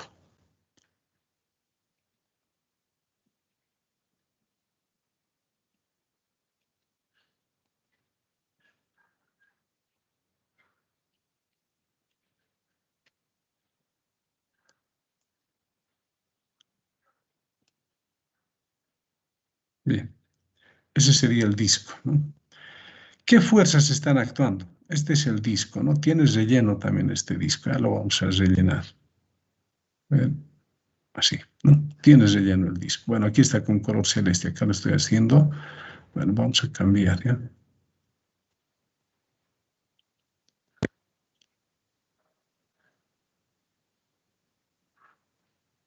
Ahora sí. ¿Qué fuerzas están actuando en este cuerpo, no? Entonces necesito yo vectores fuerza. Ahí tengo un vector fuerza. Este que sea el vector peso. Este disco tiene un peso, ¿no? Entonces, ¿dónde tengo que ubicar eso? En el centro de masa del disco, ¿no? O centro de gravedad. A partir de eso se dibuja el vector fuerza. Este va a ser el vector peso, ¿no? Luego, ¿qué fuerza más tenemos? Fíjense, el peso del cuerpo está soportado por el eje, ¿no? El eje que tenemos acá está siendo, sobre este eje se está ejerciendo una fuerza, ¿no? Debido al peso del disco. Entonces el eje va a reaccionar hacia arriba, ¿no? Entonces vamos a tener lo siguiente. Vamos a copiar esto, copiar y pegar. Pero lo hacemos girar. 90 grados, 90 grados. Entonces, este sería la normal, ¿no? Fíjense, peso normal. ¿Qué fuerzas más están actuando sobre el disco? Aquí, ¿no? A través de la cuerda está actuando otra fuerza, ¿no? Entonces, aquí también vamos a copiar una fuerza y acá tenemos otra fuerza, ¿no? Son tres fuerzas que están actuando sobre el cuerpo, ¿no? Sobre el disco, sólidos rígido. El peso, la normal y la tensión.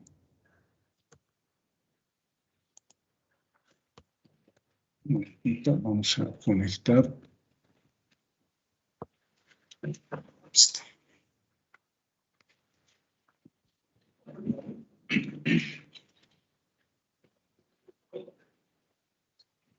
Ahora sí, la batería se estaba agotando.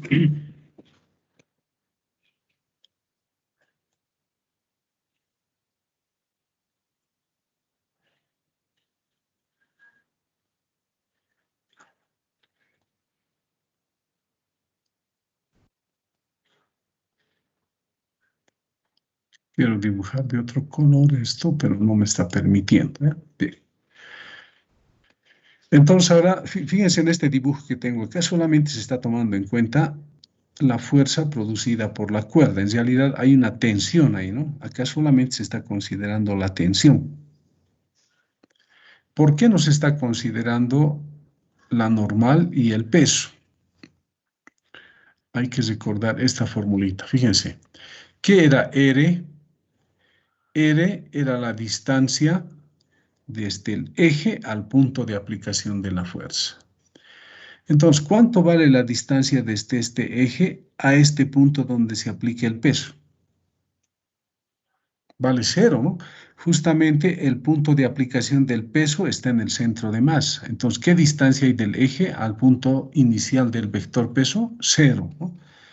¿Qué distancia hay del eje de giro al punto donde se aplica la normal o reacción? Cero también, ¿no? Entonces, si este R es cero, por más que F sea diferente, hay un ángulo, ¿cuánto va a dar el resultado de esto? Cero.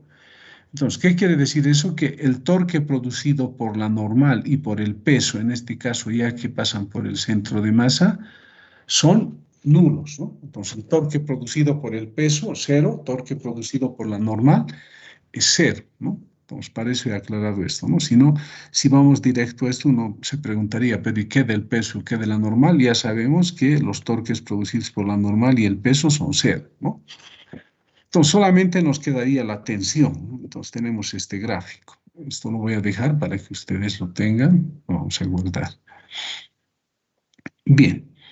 Entonces, nuestra lógica, ¿qué nos dice, no? Este cuerpito, debido a su peso, va a jalar la cuerda, ¿no? Y va a ir bajando. ¿Qué va a ocurrir con el disco? Va a girar en el sentido de las manecillas del reloj. No hay más opción en este caso, ¿no? Va a girar en el sentido de las manecillas del reloj y por eso le estamos dando este sentido a la aceleración, fíjense, ¿no? En el sentido de las manecillas del reloj. La única fuerza que produce torque es la tensión en la cuerda, ¿no? ¿A qué distancia del eje se está aplicando la tensión? A una distancia R, ¿no? R es el radio. Y la masa del disco es M mayúscula. Entonces ahora aplicamos esta segunda ley, ¿no?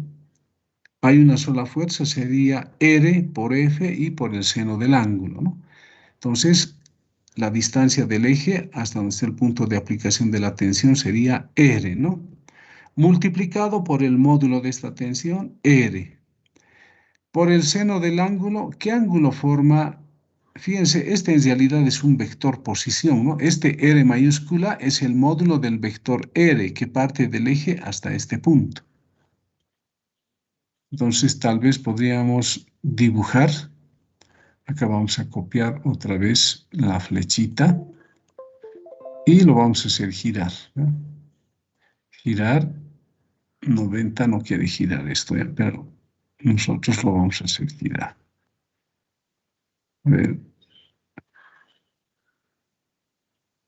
Listo. Acá. Ese sería el vector R. Fíjense, ese vector R estaría acá inicialmente, ¿no? Parte del eje hasta donde se aplica la tensión. Pero yo lo puedo trasladar y lo recorro acá, ¿no? Esto sería R. Entonces, a ver, podemos copiar. No me está permitiendo copiar esto, ¿ya? Algo está pasando aquí. A ver, voy a intentar inicio, copiar y pegar. No se puede, ¿ya? Aceptar, a ver aquí, pegar. No, no se puede. Está fallando esto, ¿ya? Bien, pero no le hace. Este sería el vector R, ¿no? Entonces hemos anotado, ¿no? El módulo de este vector R es el radio, ¿no? El módulo de esta tensión es T. Y de acuerdo a esto debería ser seno del ángulo que forman las dos fuerzas, el vector R y F, ¿no? Entonces aquí faltaría, ¿no? Sería por el seno de ¿cuánto? ¿Qué ángulo forma esta tensión con este vector R? Claramente se ve que es 90 grados, ¿no? Sí. Bien, ¿no?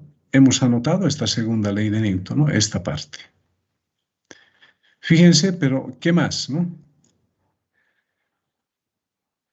¿El torque producido por esta tensión es positivo o es negativo? ¿Qué dije, no?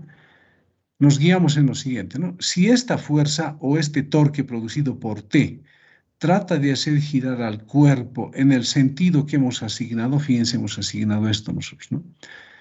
Y si el torque producido por esta fuerza trata de hacer girar en el sentido que hemos asignado, entonces es positivo. En este caso se ve que eso está sucediendo, ¿no? Esta tensión trata de hacer girar al cuerpo en este sentido que nosotros hemos asignado ya por nuestra lógica. Por lo tanto, eso va a ser positivo, por eso aquí es positivo, ¿no?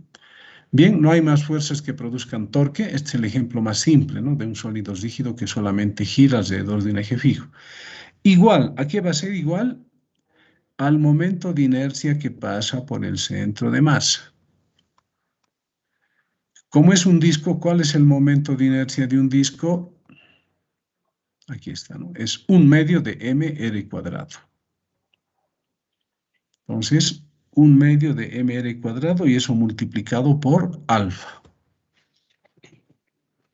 Fíjense, estoy utilizando la segunda ley de Newton para la rotación, ¿no?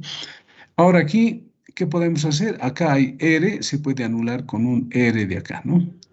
Seno de 90 va a ser 1, ¿no? Entonces, como este R se anula y esto es 1, nos va a quedar tensión simplemente acá. Un R se ha eliminado, ¿qué queda? 1/2 de mr alfa. ¿Cuántas incógnitas tenemos acá? 2, ¿no? La tensión y la aceleración angular. Lo dejamos ahí, a eso le llamamos la ecuación número 1. Ahora trabajamos con este bloque y para este bloque, como se mueve en línea recta, aplicamos dinámica de la partícula. Entonces, acá en esta parte del sólido rígido nos pueden combinar el sólido rígido con partículas también, ¿no? Entonces, para esta masita M que va a bajar, aplicamos su diagrama de cuerpo libre. Aquí está, ¿no? Está actuando su peso, una tensión que le llamamos T', ¿no? Que va a ser diferente de este en sentido. Y esta masita M se acelera hacia abajo con una aceleración A. Entonces acá nos guiamos en la aceleración, ¿no? El peso va a ser positivo y la tensión T' va a ser negativa. Entonces para el bloque dice W menos T' es igual a masa por aceleración. Pero T' en módulo va a ser igual a T porque es la misma cuerda, en un caso actuando sobre el disco, en el otro actuando sobre el bloque. Entonces reemplazamos en vez de peso, masa por aceleración de la gravedad y en vez de T', T, igual a masa por aceleración.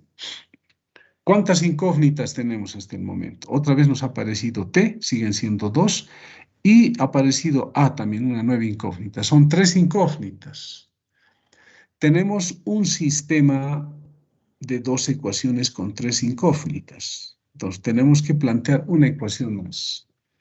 Y acá es donde ustedes deben recordar la relación entre parámetros angulares y lineales, ¿ya?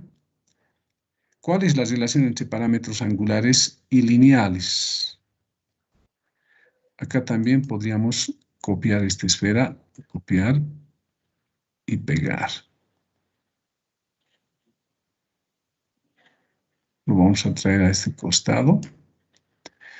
Entonces, no puedo copiar esto, ¿eh? Pero aquí vamos a tener la aceleración tangencial, ¿no? Copiamos. Aquí va a estar la aceleración tangencial. Esto es la aceleración tangencial, ¿eh? Y va a estar relación contraria. ¿Cuál va a ser la relación? A va a ser igual al radio multiplicado por alfa, ¿no? Y es lo que tenemos acá. Además, dice, ¿no? Debería anotar relacionando parámetros angulares y lineales. A va a ser igual a R por alfa. Entonces, fíjense, hemos obtenido 3 ecuaciones con 3 incógnitas. Entonces, ahora hay que resolver el sistema.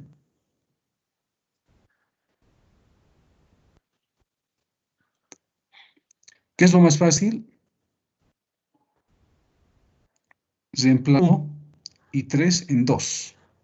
Aquí en vez de T colocamos este T y en vez de A colocamos esto, ¿no? Entonces dice reemplazando 1 y 3 en 2, ¿no? Entonces aquí va a quedar mg. En vez de T colocamos todo esto, ¿no? Un medio mr alfa. Luego viene masa, está bien la masa, y en vez de aceleración lineal o tangencial colocamos R por alfa. Fíjense ahora, tengo acá un término que tiene alfa, acá tiene un término que tiene alfa también, ¿no? En realidad tenemos acá términos semejantes. Entonces, este término que tiene menos pasa al segundo con más, ¿no? Y factorizamos R por alfa, ¿no? Aquí hay R alfa, acá también hay R alfa. Acá nos queda mg. Factorizando, acá va a quedar un medio de m mayúscula. Y aquí va a quedar m minúscula más m minúscula. Y de acá despejamos alfa. R y este paréntesis que está multiplicando alfa pasa a dividir, ¿no? Entonces tendríamos alfa m más m por r. ¿Y qué nos queda? Reemplazar valores, ¿no? Nos fijamos los datos siempre que estén, en este caso, en el MKS, ¿no? Todos los datos están en el MKS, ¿no? Entonces se puede reemplazar. La masa 10, G98, M mayúscula 25, M minúscula 10 y el radio 0,5. Resultado, la aceleración angular vale 8,7 radianes sobre segundo. Aceleración angular de esto, ¿no? Está resuelto. 8,7 radianes sobre segundo al cuadrado. Inciso B. Nos dicen la aceleración del bloque, la aceleración de este bloque. ¿Qué vamos a hacer? Hay que reemplazar en 3, ¿no? Entonces dice, reemplazando en 3, aquí esto lo bajaremos abajo, ¿ya?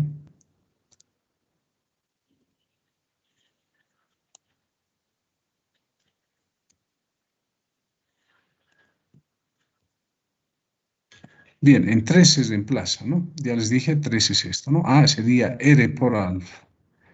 R vale 0,5 y alfa era 8,7, ¿no?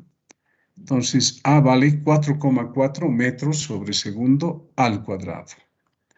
Y el inciso C nos han pedido la tensión en la cuerda. Podemos reemplazar en 1, ¿no? Aquí como ya tenemos alfa, podemos obtener T. Entonces, reemplazando en 1, dice T va a ser 1 medio por 25,0587. La tensión nos da 54,4 newton. Bien, ese es un ejemplo. ¿Han visto? Fíjense, el ejemplo más simple.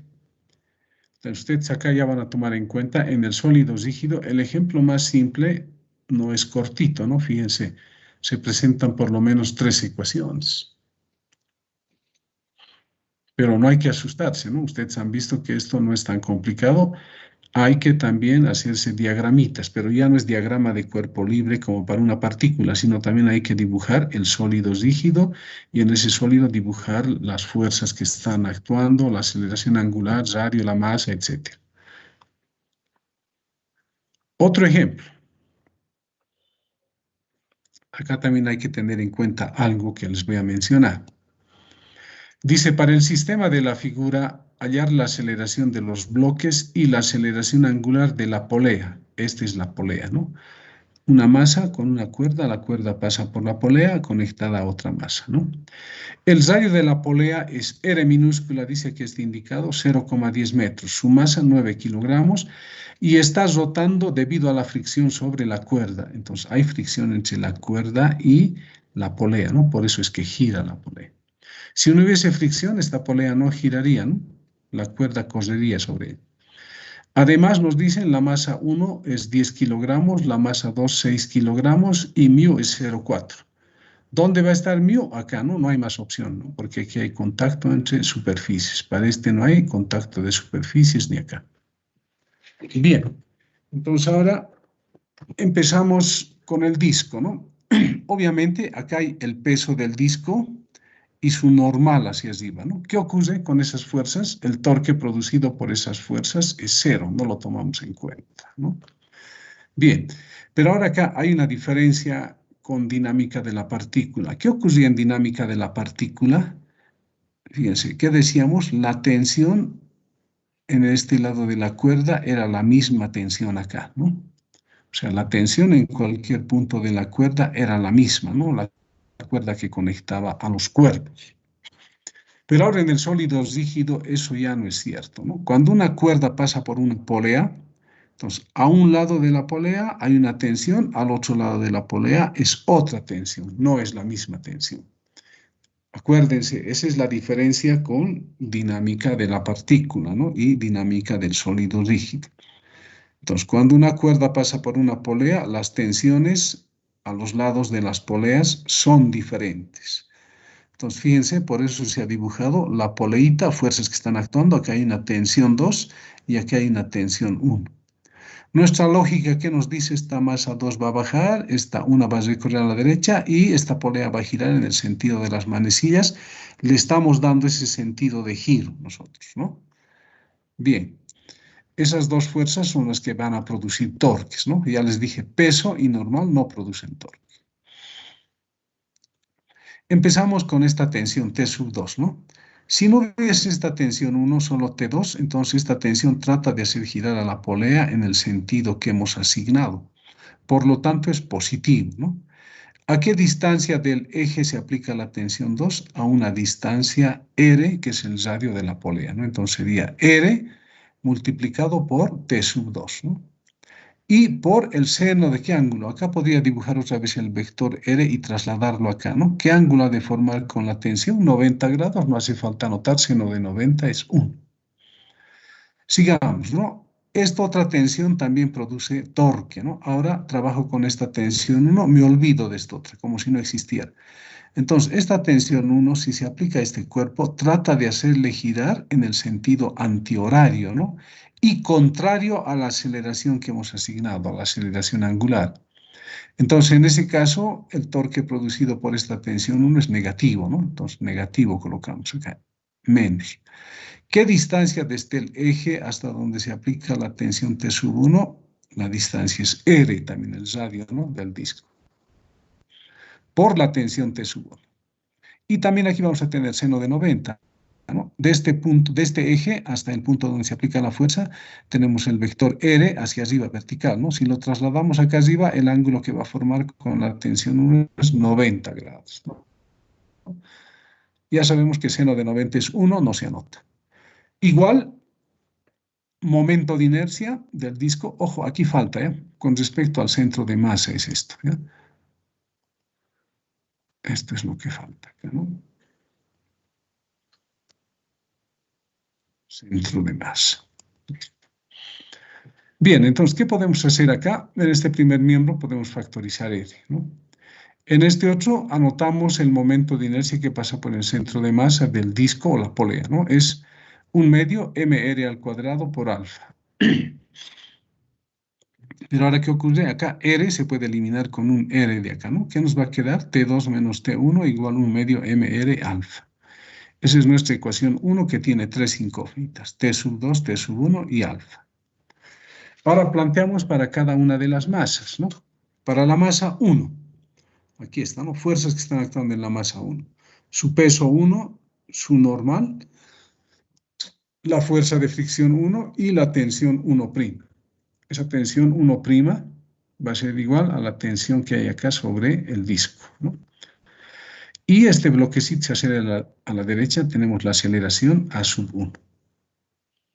Entonces, en base a este sistema de ejes, diagrama de cuerpo libre para 1, planteamos ecuación.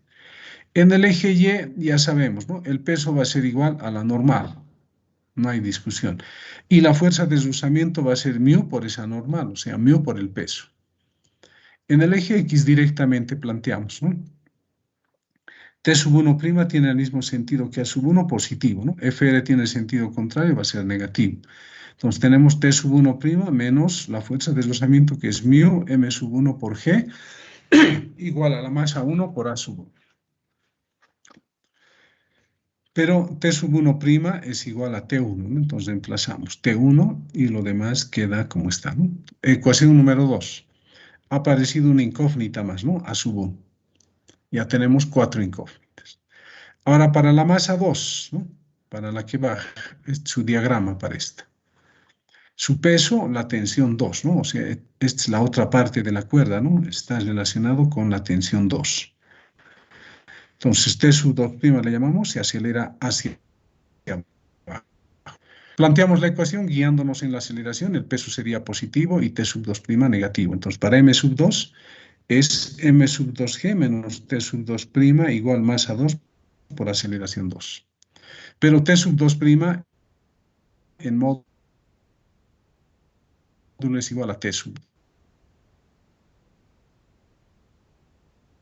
2, ¿no? Entonces nos queda la ecuación 3, una incógnita que hay que utilizar relación de parámetros angulares y lineales. Acá hay una aceleración tangencial, ¿no?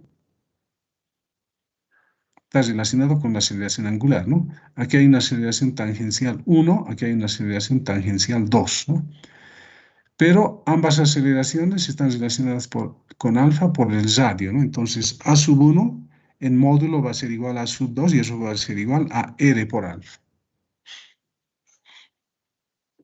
Entonces, ya tenemos 4 ecuaciones y como A sub 1 es igual a A sub 2, serían 4 incógnitas más, ¿no? 4 ecuaciones con 4 incógnitas hay que resolver. ¿Qué es lo más fácil? Como acá hay T sub 2 positivo, acá hay menos T sub 2, acá hay menos T sub 1, acá hay T sub 1, podemos sumar las 3 ecuaciones inicialmente, ¿no? Sumar 1, 2 y 3. Las tensiones se van a eliminar y ¿qué nos va a quedar? Aquí no queda nada, aquí va a quedar menos μ M sub 1G, acá va a quedar M sub 2G, ¿no? Entonces M sub 2G menos μ M sub 1G. Y en los miembros de la derecha queda un medio MR alfa. M1 A sub 1, acá M2 A sub 2, ¿no? Tenemos la ecuación número 5. ¿Cuántas incógnitas tiene? 2, ¿no? Alfa y A sub 1, ¿no? A sub 2 es igual que A sub 1. Entonces, ¿qué hacemos ahora? Reemplazamos 4 en 5. Entonces, acá se mantiene un medio de MR alfa. Acá en vez de A sub 1 reemplazamos ¿qué? R por alfa, ¿no? En vez de A sub 2, R por alfa también. Y en el segundo miembro podemos factorizar R por alfa, ¿no? Nos queda un medio de M sub 1 más M sub 2, R por alfa. Y de acá despejamos alfa. Va a ser esta expresión que tenemos acá, factorizamos G, dividido entre esa sumatoria de masas, ¿no? Multiplicado por R. Reemplazamos valores, todos nuestros datos en el MKS también, ¿no? Todo en el MKS. Reemplazamos y la aceleración angular nos da 9,6 radianes sobre segundo al cuadrado. ¿Qué nos han pedido acá? Nos han pedido hallar la aceleración angular de los bloques y la aceleración angular. No nos han pedido las tensiones, ¿no?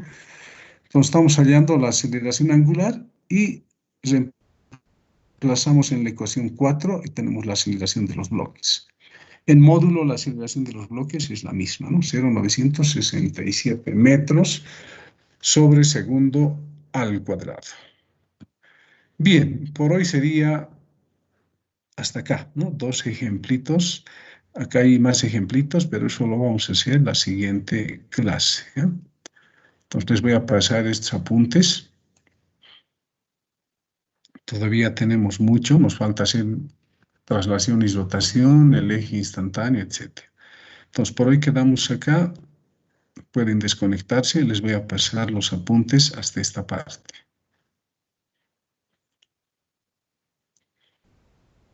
Guardemos. Hasta luego. Hasta luego, ingeniero. Hasta luego, ingeniero. Hasta luego. Hasta luego, ingeniero. Hasta luego. Hasta luego, ingeniero. Hasta luego.